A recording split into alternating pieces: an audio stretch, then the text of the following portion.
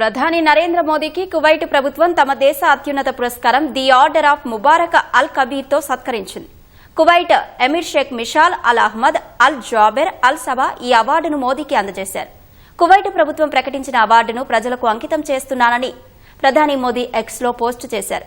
Kuwait Bharat మధ్య ఉన్న దృఢమైన సంబంధాన్ని ఈ అవార్డు తెలియజేస్తుందని పేర్కొన్నారు. మరోవైపు 2 రోజుల కువైట్ పర్యటనను ముగించుకుని ప్రధాని మోదీ భారత్ బయలుదేరారు. పర్యటనలో ప్రధాని నరేంద్ర మోదీ ఆ దేశ అత్యున్నత పౌర పురస్కారం ది ఆర్డర్ ఆఫ్ ముబారక్ అల్ కబీర్ అందుకున్నారు.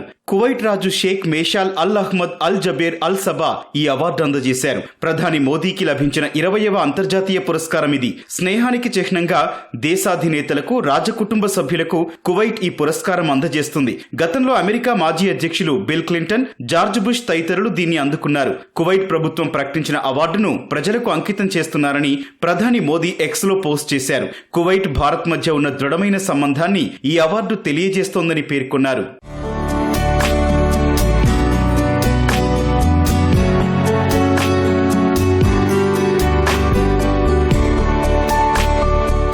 అనంతరం ప్రధాని మోదీ కువైట్ పాలకుడు షేక్ మేషాల్ అల్ అహ్మద్ అల్ జబేర్ అల్ సబాతో ద్వైపాక్షిక చర్చలు జరిపారు. ఫార్మా, ఐటీ, ఫిన్టెక్, సెక్యూరిటీ, వాణిజ్యం, పెట్టుబడులు, ఇంధన రంగాల్లో ఇరు దేశాల మధ్య సంబంధాలు మరింత బలపడటానికి తీసుకోవాల్సిన చర్యలపై దృష్టి సారించారు. కువైట్ యువరాజు షేక్ సబా అల్ ఖలీద్ అల్ సబాతోనూ ప్రధాని మోదీ భేటీ అయ్యారు. రక్షణ, వాణిజ్యం సహా కీలక రంగాల్లో ఇరు దేశాల మధ్య సంబంధాల బలోపేతంపై చర్చలు జరిపారు. భారత్ కు చెందిన అగ్రశ్రేణి వ్యాపార భాగస్వాముల్లో కువైట్ ఒకటి కాగా 2023-24 ఆర్థిక సంవత్సరంలో ఇరు దేశాల మధ్య ద్వైపాక్షిక వాణిజ్యం $10.47 బిలియన్ చేరింది.